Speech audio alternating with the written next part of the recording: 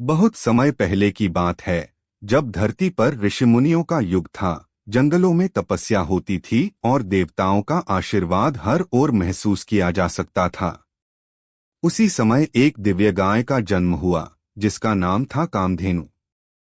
वह कोई साधारण गाय नहीं थी, बल्कि स्वर्ग से आई हुई एक चमत्कारी शक्ति थी, जो हर इच्छा को पूरा करने की क्षमता रखती थी।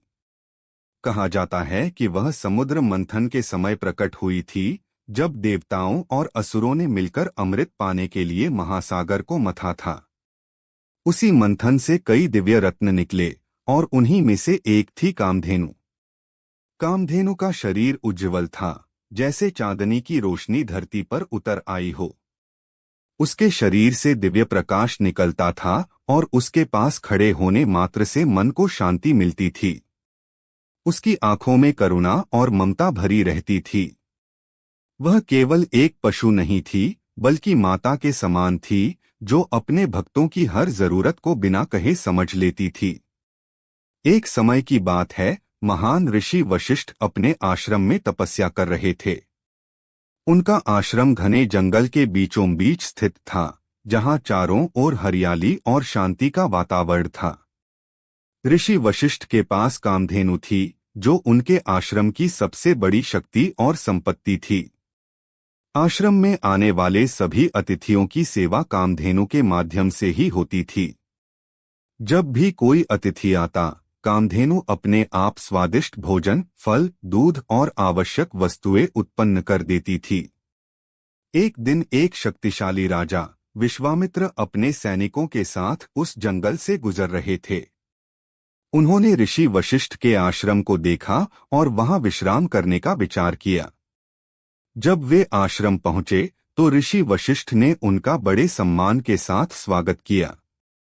राजा और उनकी सेना के लिए इतनी भव्य व्यवस्था देखकर विश्वामित्र चकित रह गए। उन्होंने सोचा कि एक साधारण ऋषि के पास इतनी संपत्ति और व्यवस्था कैसे हो सकती है। जब उन्होंने इस रहस्य के बारे में पूछा, तो ऋषि वशिष्ठ ने उन्हें कामधेनु के बारे में बताया। यह सुनकर विश्वामित्र के मन में लालच आ गया। उन्होंने सोचा कि अगर यह गाय उनके पास हो जाए, तो उनका राज्य और भी समृद्ध हो जाएगा और वे दुनिया के सबसे शक्तिशाली राजा बन सकते हैं। राजा विश्वामित्र ने ऋषि वशिष्ठ से कहा कि वे कामधेनु को उन्हें दे दें, बदले में वे उन्हें असीम धन और भूमि देंगे। लेकिन ऋषि वशिष्ठ ने साफ मना कर दिया। उन्होंने कहा कि कामधेनु केवल एक गाय नहीं है, बल्कि उनके आश्रम की आत्मा है, और वह केवल धर्म और सेवा के लिए ही है, किसी के व्यक्तिगत लाभ के लिए नहीं। राजा विश्वामित्र को यह बात पसंद नहीं आई। उनका अहंकार जाग उठा। उन्होंने जबरदस्ती कामधेनु को ले जाने का प्रयास किया। लेकिन कामधेनु कोई साधारण प्राणी नहीं थी। उसने अपनी दिव्य शक्ति का प्रयोग किया और अपने शरीर से एक विशाल सेना उत्पन्न कर दी, जिसने विश्वामित्र की सेना को पराजित कर दिया। इस घटना ने विश्वामित्र के जीवन को पूरी तरह बदल दिया। उन्हें समझ में आ गया कि असली शक्ति धन या बल में नहीं, बल्कि तपस्या और आध्यात्मिक ज्ञान में होती है। उन्होंने अपना राजपाट छोड़ दिया और तपस्या करने निकल पड़े, ताकि वे भी ऋषि वशिष्ठ की तरह महान बन सकें। कामधेनु की कहानी यहीं समाप्त नहीं होती। वह हमेशा से ही धर्म, करुणा और सेवा का प्रतीक रही है। वह सिखाती है कि सच्ची समृद्धि बाहरी वस्तुओं में नहीं, बल्कि मन की शांति और दूसरों की सेवा में है। जो व्यक्ति निस्वार्थ भाव से दूसरों की मदद करता है, वही सच्चा धनी होता है। समय के साथ कामधेनु को सभी गायों की माता के रूप में पूजा जाने लगा। भारतीय संस्कृति में गाय को मां का दर्जा दिया गया, और यह परंपरा आज भी जारी है।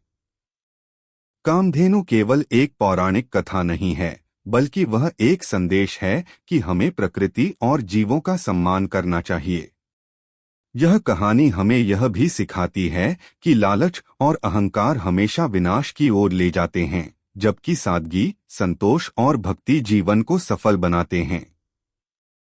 कामधेनु का आशीर्वाद उन लोगों को मिलता है जो सच्चे दिल से दूसरों के लिए जीते हैं और अपने कर्तव्यों का पालन करते हैं। आज भी जब कोई व्यक्ति सच्चे मन से प्रार्थना करता है और दूसरों की भलाई के लिए काम करता है तो कहा जाता है कि कामधेनु की कृपा उस पर बनी रहती है। यही कारण है कि यह कहानी सदियों से लोगों के दिलों में जीवित है और आगे भी पीढ़ी दर पीढ़ी सुनाई जाती रहेगी।